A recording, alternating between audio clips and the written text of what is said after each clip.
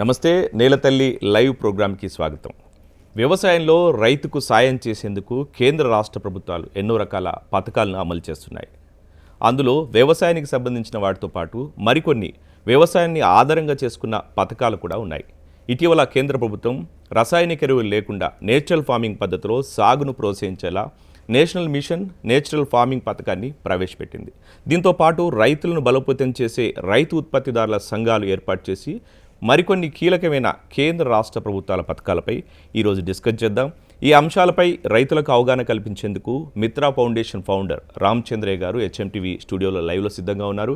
రైతుల సందేహాల నివృత్తి కోసం ఇక్కడ స్క్రీన్పై కనిపించే నంబర్లకు కాల్ చేయొచ్చు. నమస్తే రామచంద్రయ్య గారు. నమస్తే అండి. అంటే ఈరోజు మనం ముఖ్యంగా చూసుకుంటే ఈ నేచురల్ ఫార్మింగ్ సంబంధించి ప్రకృతి వ్యవసాయానికి సంబంధించి చాలా మార్పులు వచ్చినాయి. ఒకప్పుడు కేవలం అంటే రైతులే ఆసక్తిగా చేసేవాళ్ళు ప్రకృతి వ్యవసాయాన్ని, కానీ ఇప్పుడు దాన్ని ప్రభుత్వాలు కూడా సీరియస్ తీసుకొని వాటికి సంబంధించిన ప్రత్యేకంగా పథకాలు కూడా చేయడం జరుగుతుంది. అదే క్రమంలో ఇటీవల కేంద్ర ప్రభుత్వం ఏదైతే ఈ నేషనల్ మిషన్ నేచురల్ ఫార్మింగ్ అనే పథకాన్ని స్టార్ట్ చేసింది, ఈ క్రమంలో దీని అవసరం ఏంటి, దీని ఉద్దేశం ఏంటి అసలు? అందరికీ నమస్కారం. ముందుగా మా మిత్రా ఫౌండేషన్ నుంచి మాకు ఈ అవకాశం కల్పించినందుకు హెచ్ఎంటీవీ నేలతల్లి యాజమాన్యానికి ఆర్థిక శుభావందనాలు తెలియజేస్తున్నా.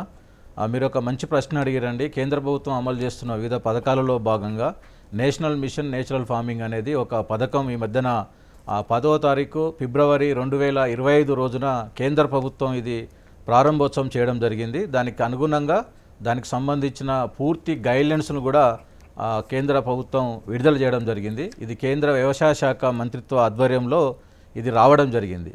ఈ యొక్క నేచురల్ ఫార్మింగ్ నేచురల్కి సంబంధించిన దాంట్లో ముఖ్యంగా చెప్పాలంటే దీన్ని మనం national mission of natural farming అనే ఒక పథకం కింద ఈ గైడ్లైన్స్ని విడుదల చేయడం జరిగింది.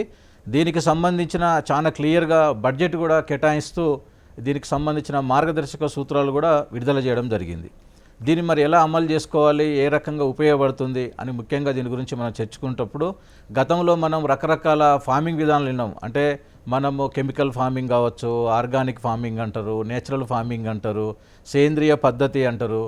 ఏది వేరే వేరే కొన్ని దాని రూపకల్పనలో భాగంగా దీన్ని గతంలో మన పూర్వీకులు ఏ రకంగా అయితే ఆచరించి ఈ వ్యవసాయాన్ని ఏ రకంగా ముందు తీసుకుపోవడానికి పాత పద్ధతులు అవలంబించిర్రో అలాంటి పద్ధతులు మళ్ళీ ఈరోజు తీసుకురావడానికి, దాంట్లో కూడా ఆర్థికంగా రైతులు ఎదగడానికి, ఆర్థికంగా ఎదగాలి అంటే రైతులు చేస్తున్న కార్యక్రమంలో భాగంగా ఖర్చులు తగ్గించుకోవడానికి ఎలాంటి ఖర్చులు తగ్గించుకోవచ్చు. ఇప్పుడు కెమికల్ ఫార్మింగ్లో ఖర్చు ఎక్కువ వస్తుంది రైతుకు.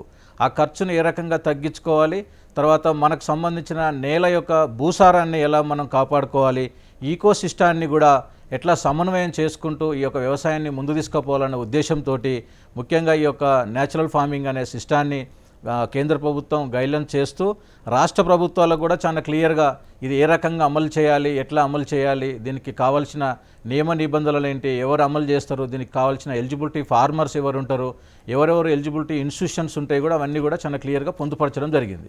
మీరు అన్నట్టు ఇప్పుడు ఇంతకుముందు మాట్లాడినట్టు ప్రకృతి వ్యవసాయం అని, సేంద్రియ వ్యవసాయం అని, కొంతమంది ఏదైతే గో ఆధారిత వ్యవసాయం, రకరకాలుగా కన్ఫ్యూజన్లో ఉన్నారు రైతులు. అంటే దీన్ని అసలు దేన్ని సేంద్రియం అని దేన్ని అంటారు.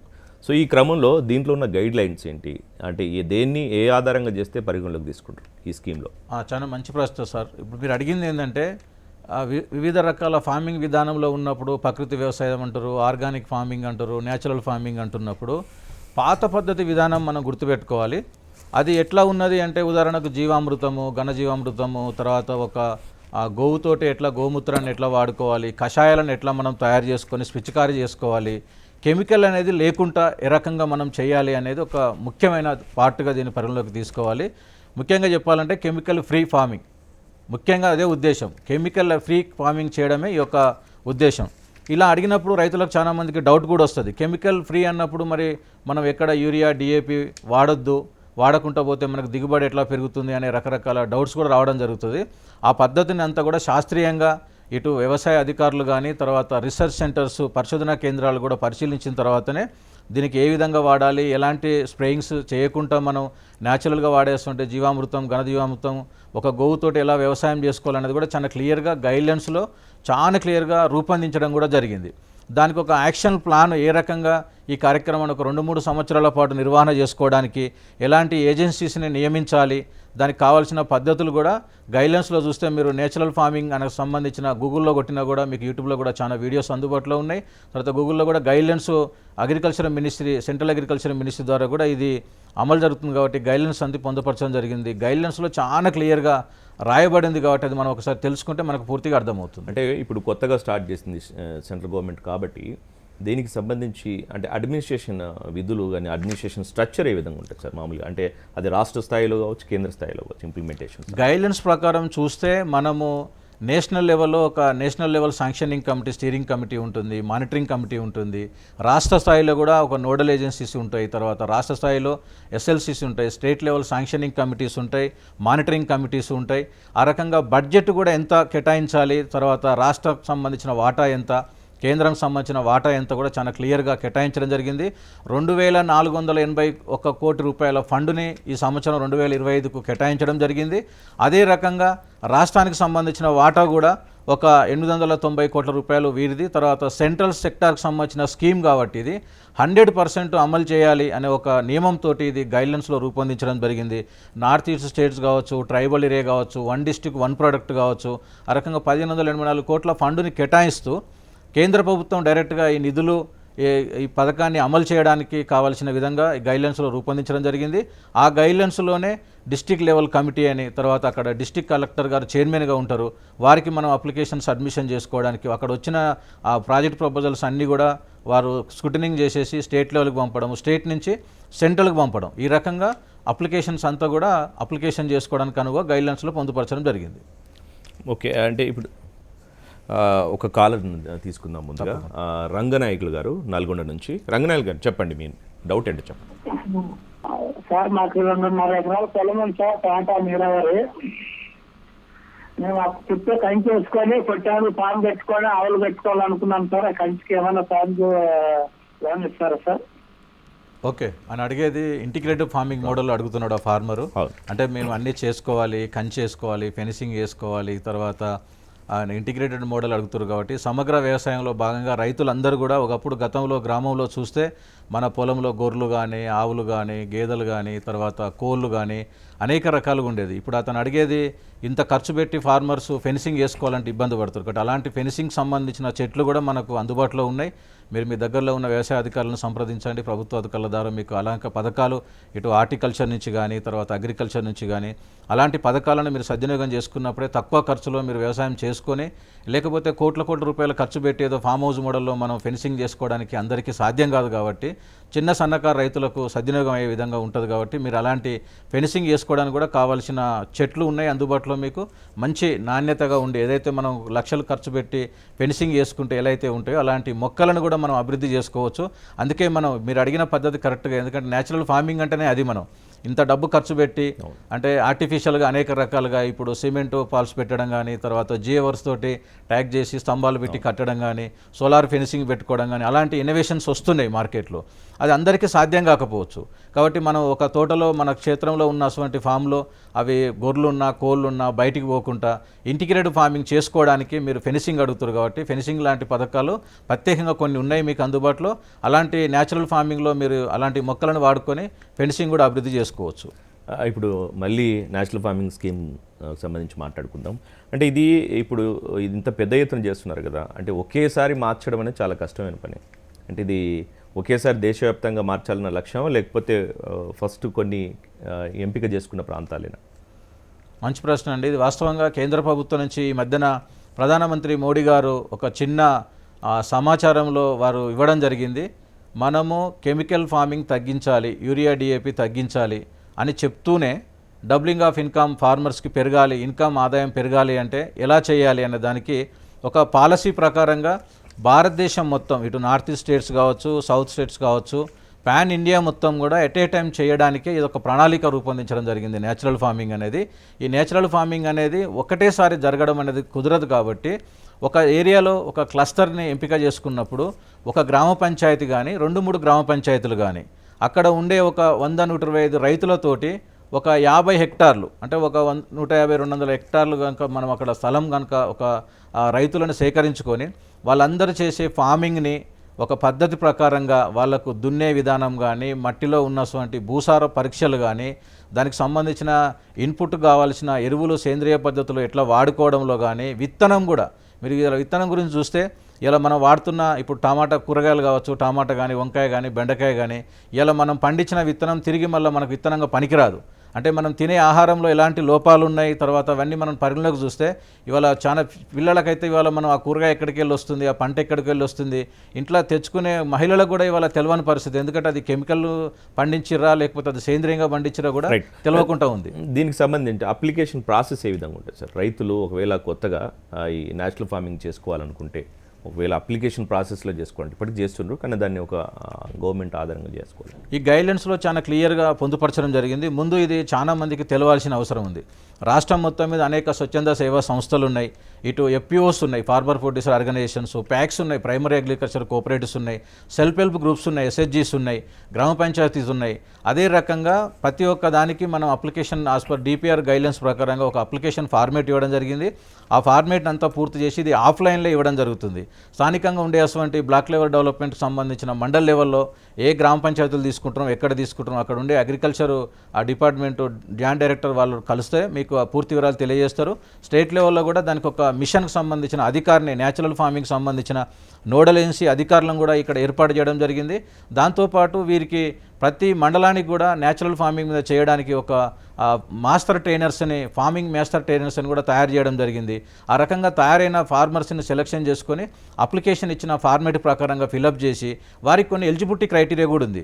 వాళ్ళు గతంలో 2-3 సంవత్సరాల నుంచి ఈ రకంగా చేస్తున్న అనుభవం ఉండే వాళ్ళకు మొట్టమొదటి ప్రయారిటీ ఇవ్వడం జరిగింది. సెలక్షన్ ఆఫ్ క్రైటీరియాలో కూడా ఫార్మర్స్ని, ఎందుకంటే కెమికల్ ఇచ్చే ఫార్మర్స్ తోటి మనం ప్రయోగం చేయకూడదు కాబట్టి మొట్టమొదటి గ్రామంలో ఉండే ఎవరైతే న్యాచురల్గా పండించే రైతులు ఉన్నారో వాళ్ళని సేకరించుకొని, వాళ్ళ డాటా సేకరించుకొని వాళ్ళకు ఒక శిక్షణ కార్యక్రమాలు ఏర్పాటు చేసి ఏ విధంగా అమలు చేయాలనో ఆ కార్యక్రమాన్ని అవగాహన ఇచ్చిన తర్వాత ఈ కార్యక్రమాన్ని స్టార్ట్ చేసి అప్లికేషన్లు పూర్తి చేసి డిపార్ట్మెంట్కి ఇవ్వాలి. రైట్. చంద్ర గారు హైదరాబాద్ నుంచి లైన్లో రెడీగా ఉన్నారు. చంద్ర గారు చెప్పండి, మీ డౌట్ ఏంటో చెప్పండి. ఇప్పుడు ఈ కాంట్రాక్ట్ ఫార్మింగ్ కి సంబంధించిన న్యాచురల్ ఫార్మింగ్ లో ఈ మెన్యూర్ బేస్డ్ కానీ లేకుంటే కాంట్రాక్ట్ ఫార్మింగ్ కానీ అంటే కౌలు రైతులకు కూడా ఈ స్కీమ్స్ ఏమైనా వర్తిస్తాయా? కేవలం ల్యాండ్ ఓన్ గా ఉంటేనే వస్తుందా? మంచి ప్రశ్న అండి. మీరు కాంట్రాక్ట్ ఫార్మింగ్లో వచ్చే ఫార్మర్స్ కూడా చేయొచ్చు. ఎవరున్నా కూడా దానికి సంబంధించిన డాక్యుమెంట్స్ అడగడం జరుగుతుంది. అది మీరు ఇండివిజువల్ ఫార్మర్స్ ఉన్నా కూడా, మీరు కౌలు రైతులైనా కూడా మీరు ఇందులోకి రావచ్చు. ఖచ్చితంగా సేంద్రియ వ్యవసాయం చేయడానికి ప్రభుత్వం మీకు ఖచ్చితంగా 100% మీకు సహాయ సహకారాలు అందిస్తారు. ఒక ఫార్మర్ దృష్టిలో పెట్టుకొని ఇక్కడ ఈ న్యాచురల్ ఫార్మింగ్ అని చేయడం లేదు. ఒక క్లస్టర్ని 2-3 గ్రామాలు కలిపి ఒక కనీసం అక్కడ ఒక 150-250 ఎకరాలకు సంబంధించిన ఆ ల్యాండ్ అందరిని తీసుకొని అలాంటి ఫార్మర్స్ని సెలెక్షన్ చేసుకొని వారికి శిక్షణ ఇచ్చిన తర్వాతనే ఈ యొక్క కార్యక్రమం చేయడం జరుగుతుంది. కాబట్టి అందులో కూడా మనం వాడే విధానాలు, ఇప్పుడు న్యాచురల్ ఫార్మింగ్లో రకరకాల మొక్కలతోటి గ్రామీణ ప్రాంతాల్లో మీరు చూడవచ్చు, గ్రామాల్లో ఇప్పుడు జిల్లేడు కానీ, వేప కానీ, సీతాఫలం కానీ ఇట్లాంటి ఆకులతోటి ఎలాంటి కషాయాలు చేసుకోవాలి, బెల్లంతో కలిపి ఎలాంటి నివారణ లేకుండా వాటికి పురుగుల నివారణ కోసం కావచ్చు, శత్రుపురుగులు మిత్రపురుగులను పరిశీలించి మనం ఇలా ఒక స్ప్రేయింగ్ చేస్తున్నామంటే మనకు శత్రుపురుగులు చనిపోతున్నాయి, మిత్రపురుగులు కూడా చనిపోతున్నాయి. అలా మిత్రపురుగులను రక్షించుకునే విధంగా మనకు ఆర్గానిక్ కల్టివేషన్లో మనకు సాధ్యమవుతుంది. కాబట్టి ఈ కెమికల్ ఫ్రీమింగ్లో మీరు అందరూ కూడా రైతులు సమాయత్తంగా ఉండి ఒక క్లస్టర్గా ఏర్పడ్డప్పుడు మాత్రమే సాధ్యమవుతుంది. అందుకోసమే దానికి ఆ ప్రతి మండలంలో కూడా కేంద్ర ప్రభుత్వం ఈ రైతు ఉత్పత్తుల సంఘాలను కూడా ఏర్పాటు చేయడం జరిగింది. కాబట్టి ఇప్పటివరకు చాలామంది రైతులు చాలా రకాలుగా మనం మాట్లాడుకున్నట్టు సేంద్రియ, గో ఆధారిత రకరకాలుగా చేస్తూ ఉన్నారు. ఇప్పటికీ కొంతమందికి వీటిపై పూర్తిగా అవగాహన లేదు. సో ఇట్లాంటి క్రమంలో కేంద్ర ప్రభుత్వం ఇట్లా ప్రత్యేకంగా తీసుకొచ్చినప్పుడు ఖచ్చితంగా వీళ్ళకి ఒక శిక్షణ అనేది తప్పకుండా అవసరం. సో ఈ క్రమంలో శిక్షణ ఏ విధంగా ఏర్పాటు చేస్తుంది? ఈ కార్యక్రమంలో భాగంగా మనం ఎక్కడ ఈ కార్యక్రమాన్ని అమలు చేయాలనుకున్నప్పుడు కేంద్ర ప్రభుత్వం చాలా క్లియర్గా నేషనల్ లెవెల్ ఇన్స్టిట్యూషన్స్, ఉదాహరణకు మన హైదరాబాద్లో వ్యవసాయ విస్తరణకు సంబంధించిన మేనేజ్ అనే ఒక సంస్థ ఉంది రాజేంద్రనగర్లో, అక్కడే వాలంటరీ అనే ఒక సంస్థ ఉంది. మన తెలంగాణకు అట్లాంటి ఇన్స్టిట్యూషన్స్ని ఏర్పాటు చేయడం జరిగింది. భారతదేశం మొత్తం కూడా ఒక 16 కేంద్ర స్థాయిలో ఉన్నటువంటి రకరకాల అగ్రికల్చర్ ఎక్స్పర్ట్స్గా పనిచేస్తున్న వారిని గుర్తించి వారి ద్వారా ఈ యొక్క శిక్షణా కార్యక్రమాలను పూర్తి చేయడానికి ప్రణాళికలో భాగంగా యాక్షన్ ప్లాన్ అంతా రెడీ చేయడం జరిగింది. ఆ శిక్షణా కార్యక్రమాలు కూడా ప్రారంభం కావడం కూడా జరిగింది. ఇప్పుడు మన తెలంగాణకు సంబంధించి హైదరాబాద్లో వాలంటరీ అనే ఒక ఆర్గనైజేషన్ ఉంది, అక్కడ వారికి ట్రైనింగ్ ఇస్తారు. దాంతోపాటు కేవీకేలు కానీ ఇందులో ఎవరికైనా పూర్వం అనుభవం ఉన్న వాళ్ళు ఇన్స్టిట్యూషన్ న్యాచురల్ ఫార్మింగ్లో పనిచేసిన వారి సంస్థలు కూడా దరఖాస్తు చేయడం జరిగింది. అట్లాంటి వారి ద్వారా కూడా ఇలాంటి శిక్షణలు కూడా పూర్తి చేయడం జరుగుతుంది. దాంతోపాటు ఒక బెల్ట్గా ఎక్కడైతే ఇప్పుడు వాటర్ ఫ్లో ఎక్కువ ఉండి నదీ పరివాహక ప్రాంతం కావచ్చు, తర్వాత ఎక్కువ కెమికల్స్ వాడినటువంటి జిల్లాలను కూడా గుర్తించడం జరిగింది. అంటే ఎక్కడ ఎక్కువ సేల్స్ ఉన్నాయి, ఫెర్టిలైజర్ పెస్టిసైడ్స్ ఎక్కడ సేల్స్ ఎక్కువ ఉన్నాయి, అతి తక్కువ ఎక్కడ సేల్స్ ఉన్నాయి, అట్లాంటి గ్రామాలను కూడా డాటా ప్రభుత్వం దగ్గర ఉంది కాబట్టి అలాంటి గ్రామాలను తీసుకొని ముందుగా ఇన్పుట్ సేల్స్ని చేయడము, తర్వాత ట్రైబల్ ఏరియాస్ ఎక్కడైతే ట్రైబల్ ఏరియాస్ ఇల్ ఏరియాస్ ఉన్నాయో తర్వాత అట్లాంటి మంచి నాణ్యమైన ప్రాంతాన్ని ఫస్ట్ పైలట్ ప్రాజెక్టుగా తీసుకొని ఇవి ప్రారంభోత్సవం చేయడం జరుగుతుంది. అలాంటి దాంతోపాటు ఇన్స్టిట్యూషనల్ బేస్డ్గా కూడా వెళ్ళడం జరుగుతుంది ఈ పథకంలో. ముఖ్యంగా ప్రతి గ్రామంలో గ్రామ పంచాయతీ ఉంటుంది, సెల్ఫ్ హెల్ప్ గ్రూప్స్ ఉంటున్నాయి, ప్యాక్స్లు కూడా ఆల్రెడీ ఉన్నాయి. పూర్వం ప్రైమరీ అగ్రికల్చర్ కోఆపరేషన్ సహకార సంఘాలు కూడా ఉన్నాయి. వాటితో పాటు ఈ మధ్యకాలంలో ఫార్మర్ ప్రొడ్యూసర్ కంపెనీస్ కూడా ఉన్నాయి కాబట్టి వాటి మీద పనిచేస్తున్న సిబిఓస్ కావచ్చు, స్వచ్ఛంద సేవా సంస్థలు కావచ్చు, వీరందరూ కూడా అవగాహన తెచ్చుకొని ఏ క్లస్టర్కి ఆ క్లస్టర్, ఏ మండలానికి ఆ మండలానికి కూడా వారి ద్వారా ఇలాంటి అప్లికేషన్స్ సబ్మిషన్ చేస్తే మాత్రం ఖచ్చితంగా వారికి కేంద్ర ప్రభుత్వం నుంచి నిధులు కూడా రావడం జరుగుతుంది. ప్రణాళిక ప్రకారం అమలు కూడా చేయొచ్చు. మన జగిత్యాల నుంచి మళ్ళీ కనెక్ట్ అయ్యారు. రాజా గారు చెప్పండి మీ డౌట్ ఏంటి? నమస్కారం సార్. నమస్తే అండి. వారు కూడా అయితే సారు మన ఈ మిత్రా ఫౌండేషన్ చేసే కార్యక్రమాలను ప్రచారం చేయాలంటే ఒక 4-5 ఊర్లకు ఒక ఏఈఓ ఉన్నారు. అట్లా కాకుండా గవర్నమెంట్ ఏఈఓలను నియమించి ఈ విస్తృతమైన ప్రచారం చేస్తే అసలు చాలా మంది రైతులు ఈ కెమికల్స్ తోటే బతుకుతారు, కెమికల్ తోటే వ్యవసాయం చేస్తారు. అలాంటివి పోవాలంటే గ్రౌండ్ లెవెల్లో ఇది నియమిస్తే బాగుంటుందని నా యొక్క ప్రార్థన సార్. అంటే అధికారులకు సంబంధించి మీరు ఒక మంచి ప్రశ్న అడిగిర్రు. అంటే ప్రతిదానికి పథకానికి ఒక అధికారి ఏర్పాటు చేయాలని చెప్పేసి అని ఇప్పటి వరకు మనకు ఒక 30,000 మంది సిఆర్పిస్ కమ్యూనిటీ రిసోర్స్ పర్సన్స్ని కూడా ఇందులో గుర్తించి శిక్షణ కూడా ఇవ్వడం జరిగింది. అలాంటి వాళ్ళని గుర్తిస్తూ ఇక్కడున్న ప్రభుత్వంలో ఉన్న అగ్రికల్చర్ డిపార్ట్మెంట్లో ఏఈఓలు కావచ్చు, ఏఓలు కావచ్చు, హార్టికల్చర్ డిపార్ట్మెంట్ కావచ్చు, అగ్రికల్చర్ డిపార్ట్మెంట్స్, లైన్ డిపార్ట్మెంట్లని కొలుపుతూనే ఆత్మ కావచ్చు, ఇలాంటి డిపార్ట్మెంట్లు అన్నీ కలుస్తూ ఒక 30,000 మంది 60,000 మందిని వరకు కూడా వీళ్ళు పెంచడానికి అవకాశం ఉంది భవిష్యత్తులో. కాబట్టి వాళ్ళకు కూడా కొంత నామినల్ రిసోర్స్ పర్సన్ ఫీజు కూడా కేటాయించడం జరిగింది గైడ్లైన్స్లో. అలా వాళ్ళ ద్వారా మాత్రమే ఇది సాధ్యమవుతుంది. ఎందుకంటే ఒక అధికారికి అనేక పనులు ఉంటాయి, ఒక బ్యాంకులో మేనేజర్ ఉందంటే అనేక పనులు ఉంటాయి, సర్వీస్ ఇవ్వలేకపోతారు. కాబట్టి ఈ పథకంలో గైడ్లైన్స్లోనే చాలా క్లియర్గా అలాంటి నియమాలన్నీ పొందుపరచడం జరిగింది. దానికోసం బడ్జెట్ పర్ డే టీఏడిఏ ఇవ్వడం కానీ, వారికి ఎన్ని రోజులు పనిచేస్తే దానికి సంబంధించిన పేమెంట్స్ ఇవ్వడం కానీ, అక్కడ బ్లాక్ లెవెల్ ఇంప్లిమెంటేషన్ ఏజెన్సీ ఏదైతే ఉంటుందో వారి ద్వారా చేయడం జరుగుతుంది. ఒక భారతదేశం మొత్తం 15,000 క్లస్టర్స్ని వీళ్ళు గుర్తించడం జరిగింది. 1 కోటి మంది రైతులకు ఇది అందాలన్న ఉద్దేశంతో ముఖ్యంగా టార్గెట్ చేస్తూ 1 కోటి మంది రైతులతోటి ఇది ప్రయోగపూర్వకంగా చేయాలని ఒక లక్ష్యంతో ఈ యొక్క న్యాచురల్ ఫార్మింగ్ అనే పథకాన్ని గైడ్లైన్స్ అభివృద్ధి చేయడం జరిగింది. రైట్. ఇప్పుడు అత్యంత కీలకం ఏంటంటే ప్రతి ఒక్కరికి ప్రకృతి వ్యవసాయం చేయాలని ఆలోచన ఉంది. అంటే ఆరోగ్యకరమైన పంటలు మనం తినొచ్చు, మనం అమ్ముకోవచ్చు అన్న ఆశ ఉంది. కానీ ఇక్కడ ఒక అన్నిటికంటే కీలకమైన సమస్య ఏంటంటే దానికి సంబంధించిన వనరులు ప్రత్యేకంగా, అంటే ఇప్పుడు ఆవును పెంచుకోవాలి, ఇవన్నీ చేసుకోవాలి, వనరులను మనం సమకూర్చుకోవాలంటే చాలా ఇబ్బంది. సో అక్కడ స్ట్రక్ అయిపోతుంది ఈ ప్రకృతి వ్యవసాయ సమస్య. సో దానికి ఈ సెంట్రల్ గవర్నమెంట్ ఏం చేయబోతుంది? ఈ ప్రణాళికలో భాగంగా గైడ్లైన్స్లోనే చాలా క్లియర్, గతంలో ఎలాంటి పనులు చేయలేకపోయినాము అనేది పూర్వం మనం చేసిన అనుభవాలను దృష్టిలో పెట్టుకొని న్యాచురల్గా ఎక్కడెక్కడ ఏ రిసోర్సెస్ ఉన్నాయి, బీఆర్సీస్ అని డెవలప్ చేయడం జరిగింది. Bio input research and centres అని చెప్పి ఏర్పాటు చేయడం జరిగింది. క్లస్టర్ వైజ్గా ప్రతి క్లస్టర్కి ఒక సెంటర్ ఏర్పాటు చేస్తారు. ఇప్పుడు ఏదో కొన్ని కంపెనీస్ వస్తాయి, మాది బయో ప్రోడక్ట్ అని అమ్ముకోవడం పోవడం, ఏదో రకంగా రైతుకు నష్టమే జరుగుతుంది, ఫలితం లేకుండా పోతుంది. కాబట్టి స్థానికంగా దొరికే అటువంటి, ఉదాహరణకు వేప కషాయం చేసుకోవాలి, తర్వాత మనం ఒక సీతాఫలంతో ఒక చిన్న కషాయం తయారు చేసుకోవాలి అంటే ఎట్లా, ఏ రకంగా గోమూత్రంతో ఎలా ఒక ఔషధం తయారు చేసుకోవాలనేది స్థానికంగానే ప్రతి మండలానికి ఒక ఎఫ్పిఓ ఏర్పాటు చేయడం జరిగింది. అక్కడ ఒక బీఆర్సీ సెంటర్స్ని కూడా వాళ్ళు ప్రారంభోత్సవం చేయడం జరుగుతుంది. ఆ బయో ఇన్పుట్ ఏదైతే రిసోర్స్ సెంటర్ ఉంటుందో ఆ రిసోర్స్ సెంటర్లో ఇవన్నీ కూడా అవైలబుల్ పెడుతుర్రు. అంటే కరెక్ట్గా ప్రభుత్వం ద్వారా అనుమతి తీసుకొని అలాంటి ఇన్పుట్స్ని అందించడము, వారికి స్వతహాగా చేసుకోవడానికి కావాల్సిన శిక్షణలో భాగంగా ట్రైనింగ్ కూడా ఇవ్వడం జరుగుతుంది. ఇటు ఫార్మర్కి ట్రైనింగ్ ఇస్తుర్రు, ఇటు సిఆర్పీలకు ట్రైనింగ్ ఇస్తుర్రు. ప్రభుత్వ అధికారులకు కూడా చాలా క్లియర్గా గైడ్లైన్స్లో భాగంగా ఇక్కడ మేనేజ్ లాంటి నేషనల్ ఇన్స్టిట్యూషన్ లాంటి సంస్థల ద్వారా పూర్తి స్థాయిలో అధికారులకు కూడా అవగాహన కల్పించిన తర్వాతనే ఈ యొక్క కార్యక్రమాన్ని ముందు తీసుకుపోవడానికి, న్యాచురల్ ఫార్మింగ్ కార్యక్రమం చేయడానికి మళ్ళీ ముందుకు వస్తుంది. ఎందుకంటే గతంలో మన పూర్వీకులు చేసిన కార్యక్రమే ఇది. ప్రతి గ్రామంలో పాత రైతులకు అందరికీ అవగాహన ఉంది, ఇప్పుడున్న యువతరానికి అవగాహన లేదు. కాబట్టి ఏదో కెమికల్ వేస్తే ఈజీగా పంట వస్తుంది, తొందరగా పంట వస్తుంది అనుకుంటున్నాం. కానీ దాని వెనకాల ఏం జరుగుతుంది అనేది మనం తెలుసుకునే లోపల మనం తినే కూరగాయలు కావచ్చు, మనం తినే ఆహారంలో కావచ్చు, ఔషధ మూలికలు మనకు విటమిన్స్ మినరల్ బదులు కెమికల్స్ అనేక రకాలు రావడం వల్ల క్యాన్సర్ లాంటి రోగాలు అనేక రోగాలు బారిన పడి ఇవాళ మనం ఆరోగ్యాలు క్షీణిస్తున్నాం. ఇలా పీసీఓడి హార్మోన్ ఇన్బ్యాలెన్స్ లాంటివి మనం చూస్తున్నాం చాలా కార్యక్రమాల్లో భాగంగా. కాబట్టి ఇలాంటి రాకుండా ఉండడానికి, ఆరోగ్యంగా ఉండడానికి హాస్పిటల్లో ఖర్చు పెట్టుకొని ఇలా రైతు కుటుంబాలు ఆగం కాకుండా అనేక స్ప్రేయింగ్ చేసేటప్పుడే చాలా మంది రైతులు ఆరోగ్యాలు దెబ్బతిని ఇబ్బంది పడుతున్నటువంటి కార్యక్రమంలో భాగంగా న్యాచురల్ ఫార్మింగ్ ప్రభుత్వం, కేంద్ర ప్రభుత్వం చాలా స్పష్టంగా గైడ్లైన్స్ కేటాయించారు. రాష్ట్ర ప్రభుత్వాలు కూడా అమలు చేయడానికి ఇది సెంట్రల్ సెక్టర్ స్కీమ్ కింద పూర్తి స్థాయిలో అమలు చేయడానికి బాధ్యత వహిస్తుంది. ఓకే, మీరు చెప్పినట్టు గైడ్లైన్స్ రూపకల్పన జరిగింది. వాటి అమలుకు సంబంధించి అధికారులు ఎవరు ఏం చేయాలనే విషయం గురించి చెప్పడం జరిగింది. కానీ ఇక్కడ ఏంటంటే వీటన్నిటిని అంటే మొట్టమొదటిసారిగా చేస్తుంది కాబట్టి ఖచ్చితంగా సక్సెస్ కావాలంటే మానిటరింగ్ అనేది ఖచ్చితంగా అవసరం. సో ఆ మానిటరింగ్ చేసే క్రమంలో ఏ విధంగా జాగ్రత్తలు తీసుకునే అవకాశం ఉంది? ఆ ప్రణాళికలు ఏముంది? ఇది చాలా ముఖ్యం. ఎందుకంటే ఏ ప్రభుత్వ పథకం అమలు చేసినా కూడా ఏదో పథకాలు వస్తుంటాయి, పోతుంటాయి, అందుతుందా లేదా, దాన్ని అవుట్కమ్ ఎలా ఉంది అనేది చూస్తే ముఖ్యంగా గైడ్లైన్స్లోనే వాటి యొక్క ముఖ్యమైన సూత్రాల్లో భాగంగా గైడ్లైన్స్ అమలు చేసిన తర్వాత వాటి యొక్క అవుట్కమ్స్ ఎలా ఉంటాయో కూడా గైడ్లైన్స్లో పొందుపరచడం కూడా జరిగింది. ఎందుకంటే ఇటు monitoring committee, state level committee, district level committee, block level committees, ఇన్ని ఇన్స్టిట్యూషన్స్ని ఇన్వాల్వ్ చేసి ఇంతమంది రైతులను సెలక్షన్ ఆఫ్ క్రైటీరియాలో ఇవన్నీ పరిగణలోకి తీసుకున్న తర్వాతనే వీటితో పాటు వివిధ పథకాలను కూడా క్రోడీకరించుకొని అమలు చేయడానికి ఈ పథకాన్ని ముందు తీసుకుపోవడానికి ప్రభుత్వం ఒక ప్రెస్టేజ్గా తీసుకొని దీని కార్యక్రమం అమలు చేస్తుంది సెంట్రల్ సెక్టర్ స్కీమ్ కింద.